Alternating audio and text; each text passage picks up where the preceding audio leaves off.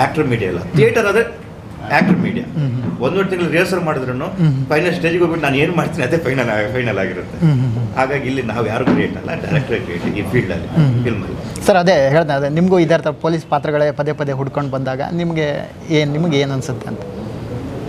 ಅಲ್ಲ, ಒಂದೊಂದು ಅಂದರೆ ಎಲ್ಲ ಸಿನಿಮಾನು ಕಾಕಿ ಒಂದೇ ಇರ್ಬೋದು, ಬಟ್ ಪಾತ್ರಗಳು ಬೇರೆ ಇರ್ತವೆ.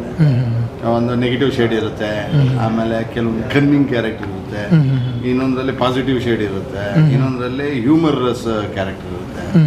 ಈ ರೀತಿ ಒಂದು ಚಾಲೆಂಜಿಂಗ್ ಅಷ್ಟೇ.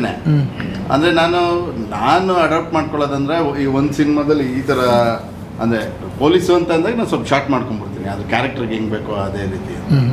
ಒಂದ್ಸರಿ ಲೆಫ್ಟ್ ಬಾಚ್ಕೊತೀನಿ, ಇನ್ನೊಂದು ಸಿನಿಮಾಗಾದ್ರೆ ರೈಟ್ ಬಾಚ್ಕೊತೀನಿ, ಇನ್ನೊಂದು ಬೇರೆ ಥರ ಏನೋ ಗೆಟಪ್ ಮಾಡ್ಕೊತೀನಿ. ಯಾಕಂದರೆ ಒಂದೇ ಥರ ಕಾಣಬಾರ್ದು, ಯಾವುದು ಅದೇ ಕ್ಯಾರೆಕ್ಟರ್ ಬಂದರೆ. ಆ ರೀತಿ ನಮ್ಮಲ್ಲೇ ನಾವೇ ಒಂದು ಬೆಳವಣಿಗೆ ಮಾಡ್ಕೊಬೇಕು.